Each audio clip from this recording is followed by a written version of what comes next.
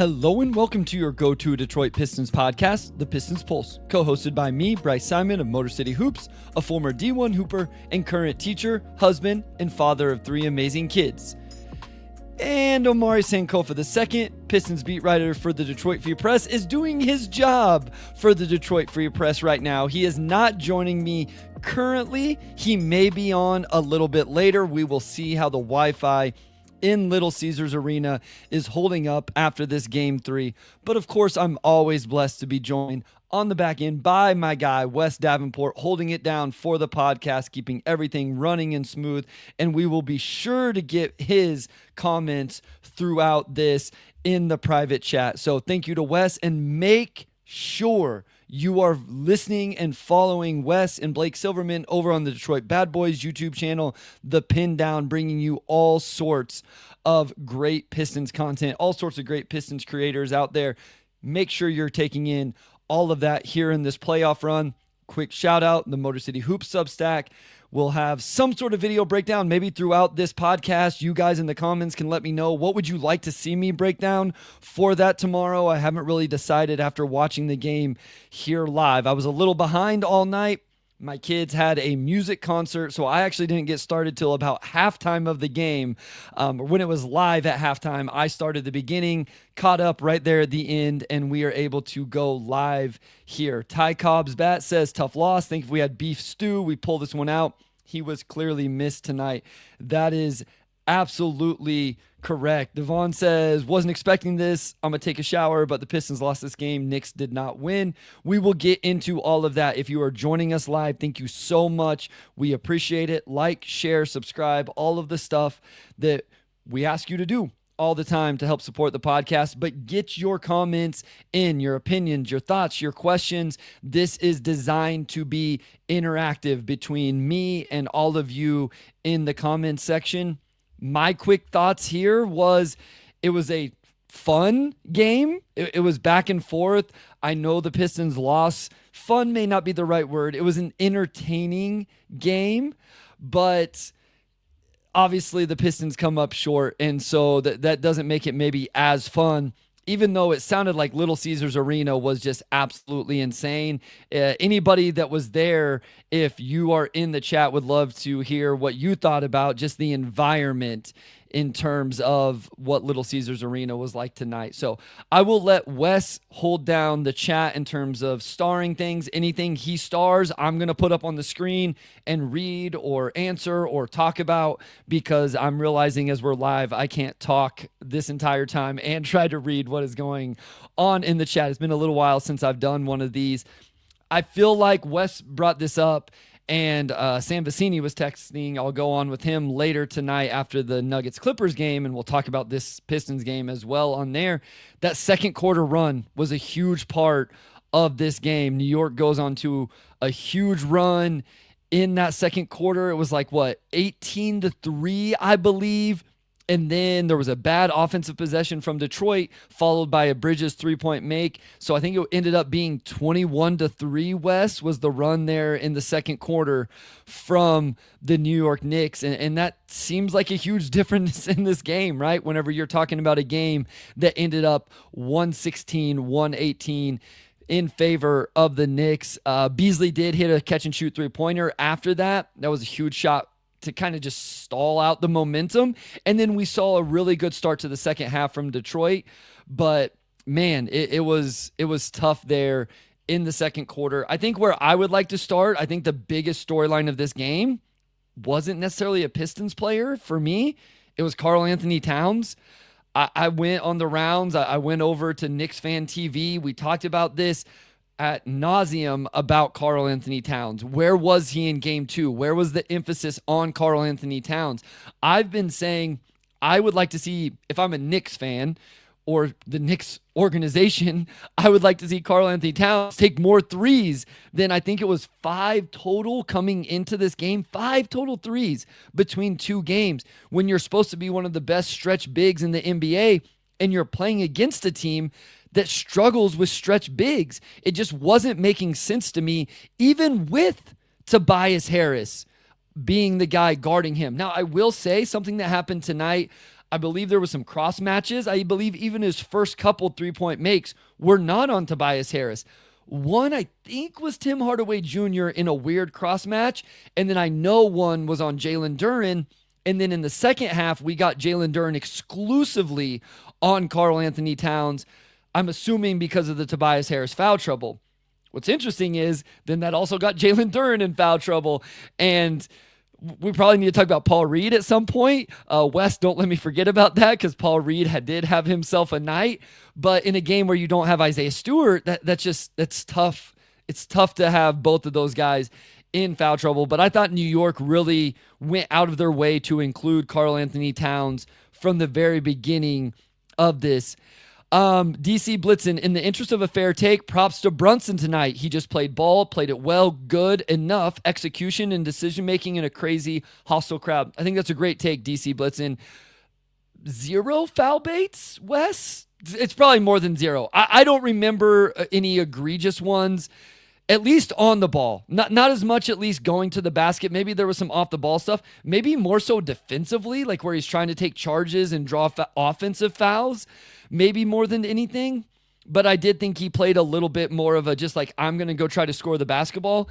Not a crazy efficient night from Jalen Brunson. Well, he was 9 of 20. He just didn't hit threes, to be quite honest, and he was clutch down the stretch. Yeah, I say it wasn't crazy efficient. He had 30 on 20 shots, 7 rebounds, 9 assists, 1 turnovers. Like that's pretty efficient. So maybe I'm missing or remembering too many of those his normal from the regular season. Yeah, maybe I'm remembering too many of those missed threes to say it wasn't an efficient night because obviously it was.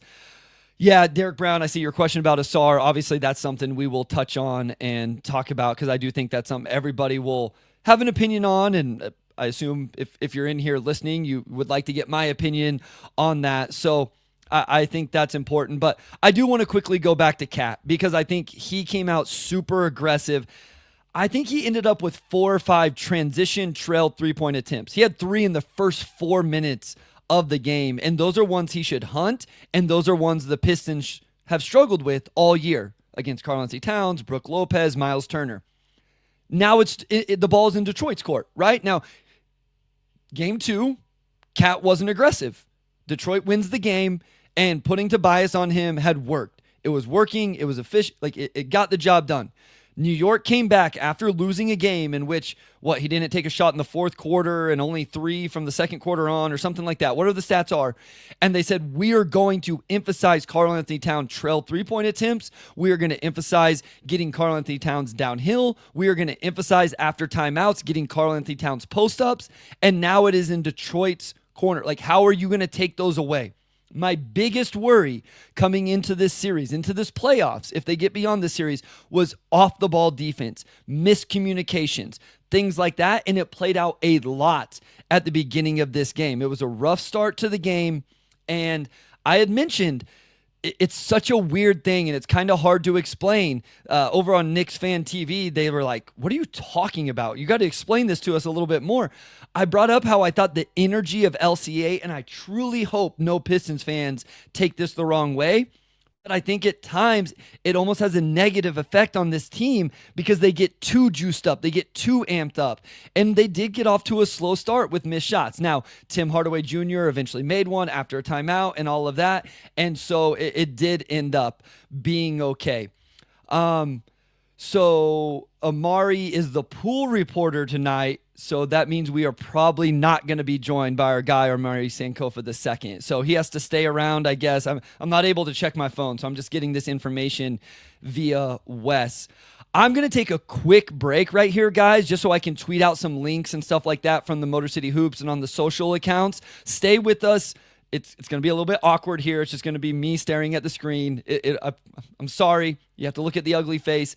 Let me tweet out some socials. Make sure people know we're live. We'll get back into it for about 20 minutes or so. After that, we'll take your questions, your comments. Wes is starring those. He'll put them up on the screen when he's ready for me to talk about them. But we will go to a short break here, 30, 45 seconds, and then I'll be right back.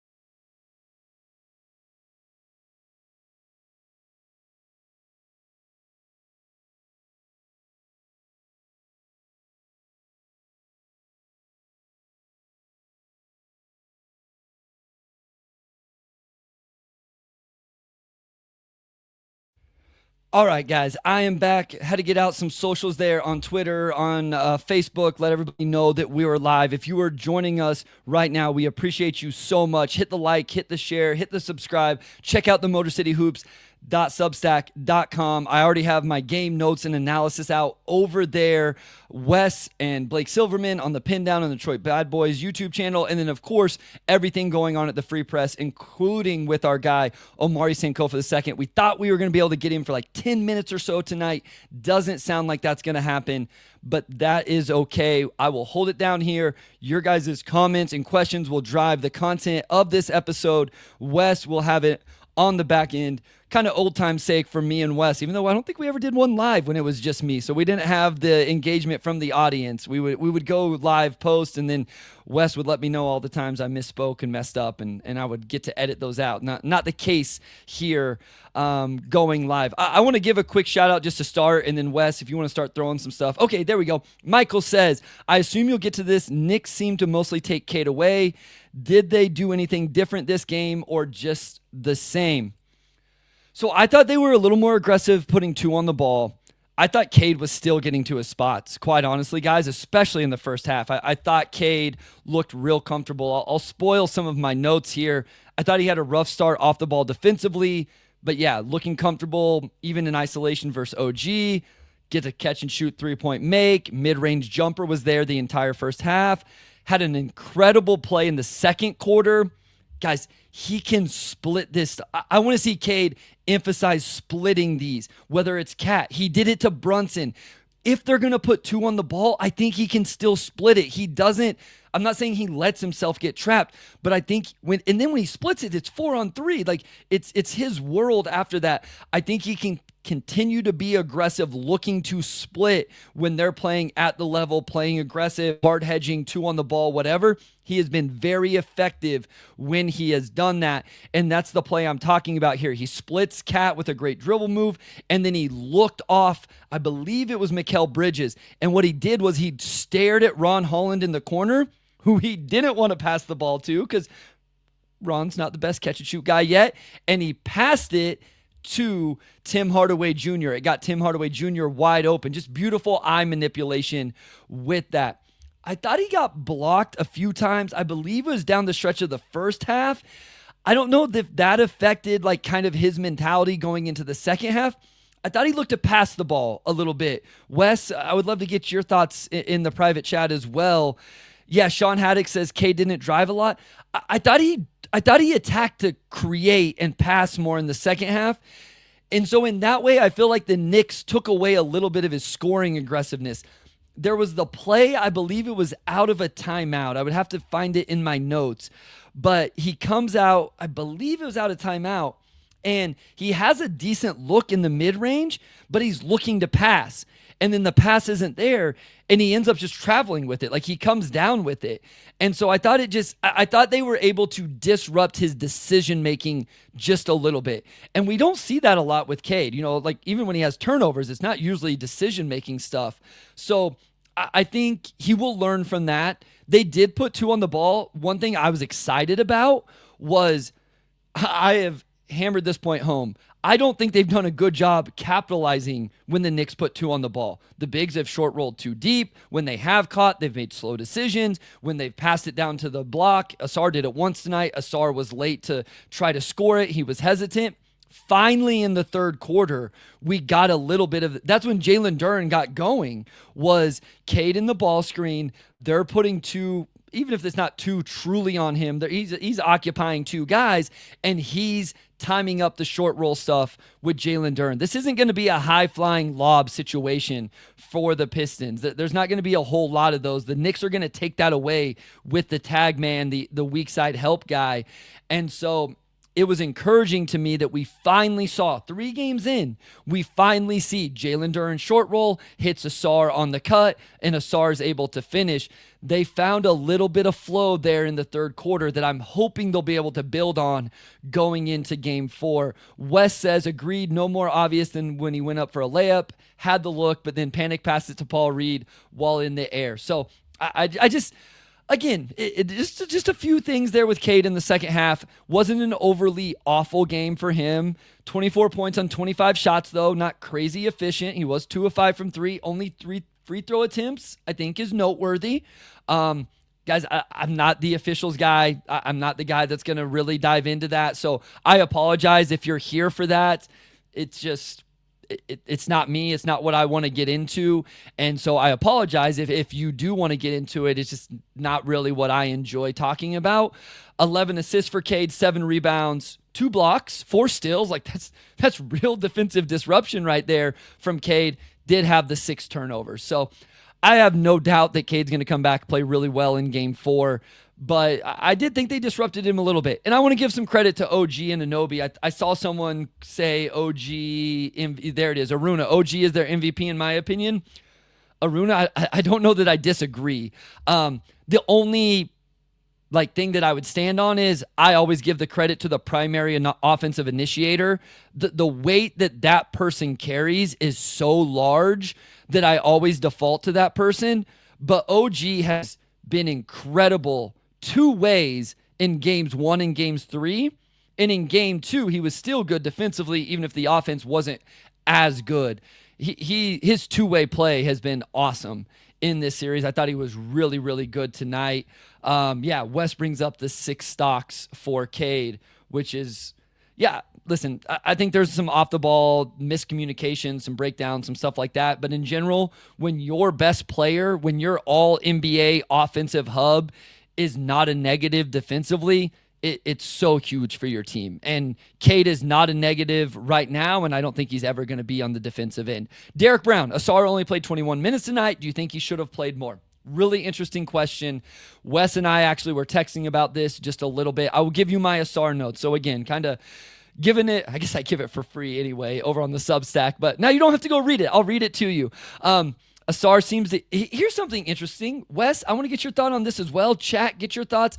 I feel like there are more off-target passes to Ausar Thompson than anybody else I watch in this league, and I watch a lot of NBA. I don't know if his teammates just underestimate how fast he's moving from one place to the next. It just seems like the pass is always behind him. Maybe I'm just noticing it, but it's not just like a Tobias Harris pass or a Malik Beasley pass. It's Cade does it to him all the time. Duren and him seem to have the best chemistry. So I just thought that was interesting. I had that in my notes. He set for a long extended stretch in the first half, played for 3 or 4 minutes. Seemed like JB had lost a little bit of trust or maybe wanted to calm him down. Whatever he was seeing from Ausar, it wasn't foul trouble this game finally. And JB didn't really go to him. We saw extended minutes from Ron Holland, actually, is who we saw extended minutes from. And Ron got 12 minutes tonight, which I know isn't a big number. But I wasn't positive that Ron Holland would even be in the rotation. Obviously, he has been. He's confident and aggressive. That kid does not waver in his confidence, and I love it. I'm all about it. Obviously, Simone Fontecchio has been the odd man out in terms of the rotation. I will say this, all uppercase, what a response to the start, the third quarter for Ausar Thompson. Big-time production, big-time impact. His off-the-ball movement was really good in the third quarter. At times he still hesitates to go ahead and get the finish and gets him in trouble on the baseline. But I do think that he started to find a rhythm in the third quarter. I do think that.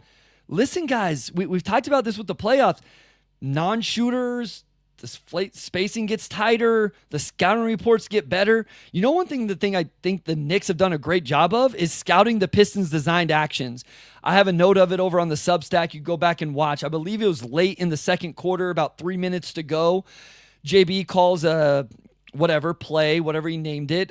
Somebody over at Knicks Film School actually DM'd me about this, Chris, as well. So shout out Chris. Shout out Knicks Film School. They do great stuff over there. If you're wanting more stuff on this series, Knicks Film School, Knicks Fan TV, go check that stuff out.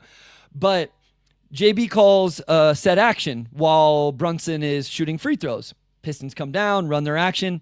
OG jumps the passing lane still and gets a dunk the other way. That's where I think OG has been incredible.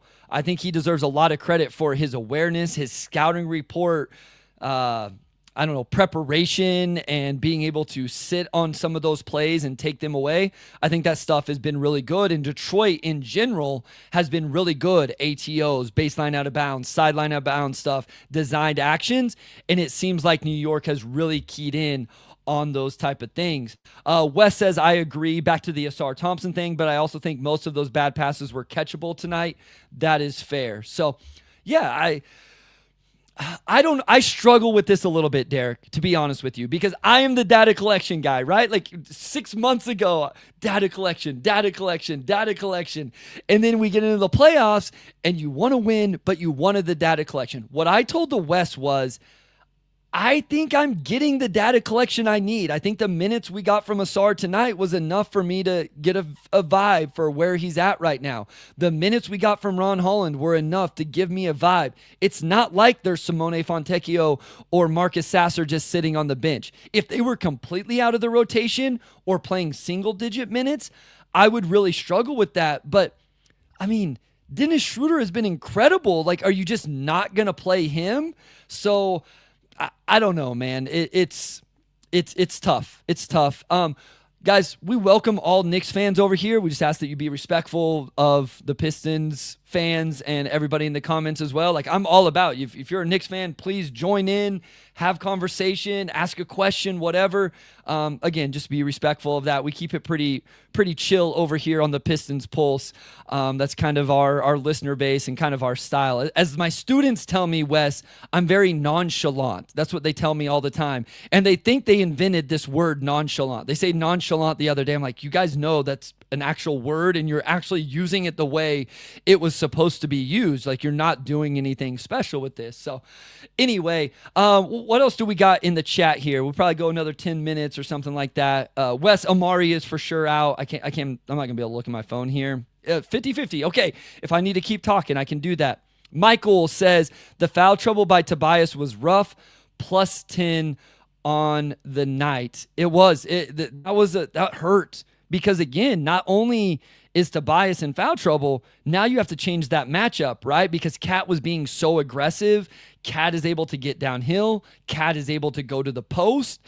I felt like JB felt like he couldn't keep Tobias on that matchup. And like that was a tough matchup for him. So, big task. I already gave Karl-Anthony Towns his props. I gave him his flowers at the top of the episode. I waxed poetically for 3 minutes at the start of a Pistons podcast about how good Karl-Anthony Towns was. So respect there. Tobias, it was. I will also say, Wes, am I wrong? I didn't think Tobias was great tonight, though. I mean, not just beyond the scoring. His hand activity defensively always shows up a little bit. Obviously, he finally hit a big bucket in the fourth quarter. Like, I'll give him props for that. I actually was going to make a note on the Substack that this game actually was a prime example of why you should never trust single game plus minus, because Tobias was plus 10 in his minutes, and I didn't think he individually was great, even though I do understand, Michael, that him being on the floor is almost always a positive for Detroit, regardless of how he's specifically playing. Anyway, can you talk about Cat elbowing Ausar and no call? Again, like I don't watch that stuff as closely. I was playing catch up, so a lot of the scuffles and whatever, like I didn't even see the Brunson thing. Who did Brunson foul? Tim Hardaway Jr. that ended up, was it a flagrant one, Wes? Is that what it ended up being? Did he get a flagrant one on that? The one where Tim Hardaway Jr. got the 6-point possession. I'll be honest, guys, I fast forward through all that stuff because I'm trying to play catch up. I wanted to be on time to do this. And so I missed a lot of the scuffles and all of that different stuff. Thank you, Michael. Flagrant one. So yeah, guys, go and get, again, questions, comments, all of that. Probably at some point need to talk about Jalen Duren being the inbounder. Wes, what were your thoughts on that? I mean, didn't it seem like a great decision? Thought it put Jalen Duren in a tough spot. I don't agree with people saying that Cade should have been the inbounder, though. I mean, I think you want Cade at least being in a situation where he could get the catch and the shot attempt in that situation. Who else was on the court? Because they couldn't sub. So was it Cade, Schroeder, Beasley, Duren, and Harris? Is that who was on the floor at the end? That seems like that's probably right. So my guess is, in the moment, I'm not defending JB here because I think it was the wrong decision. In the moment, My guess is he was thinking, I want all 4 of those guys are better shot makers, and I want to give them a chance to make the shot. And so I'll make the guy that has the least chance to make a shot be the inbounder. We talk about Jalen Duren being a decent passer. That's a completely different scenario than like making a short roll read that he's done millions of times. So I did think that was, have him set a screen for a shooter. He's hardly, this is a great point, Wes. He's hardly inbounded the ball. And that's where it's at. Even if you say Jalen Duren is a good passer, it's out of the short roll. It's out of designed actions. It's him playing at the top of the key, running a DHO where they're practicing that stuff all the time. In that moment, just to say, hey, JD, go inbound the ball against Mitchell Robinson jumping up and down in your face, I thought that was a really tough spot to put JD in. So, that one was tough. Would you have rode the hot hand with Tim Hardaway Jr., or do you trust Bees in the second? So I think you ride Tim Hardaway Jr., but he started to miss shots too. I think the broadcast said he missed 5 in a row, something like that, including some big momentum ones. And so I think eventually going to Beasley was probably the right decision. But yeah, so Aruna, this is important to note.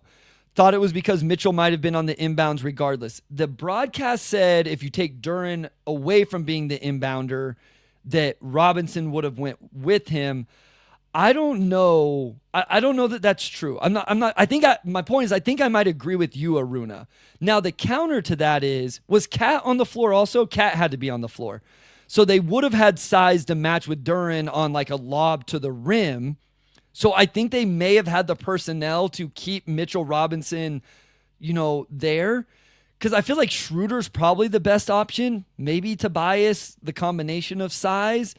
It was just a weird situation all around. And also, I'm sure everybody that was watching the broadcast, it's an independent clock whatever person. So that wasn't LCA's normal clock person. There's not some conspiracy that they did it on purpose to give the Pistons a chance. So, Eli says, been following you after hearing you on Knicks Film School. Love your stuff. Good games, very close game. Thank you, Eli. I assume you're a Knicks fan, so appreciate you being here. If you have a comment, a question, something like that from the game, we'd love to have you throw it in the chat, but appreciate the love.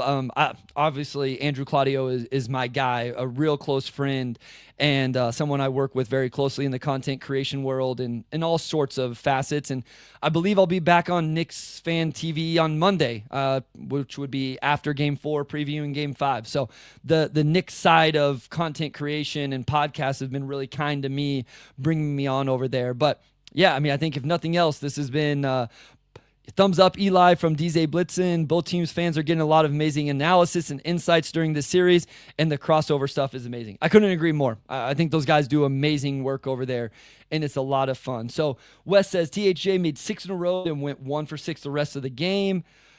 Might have gone Harris. Wasn't an easy call.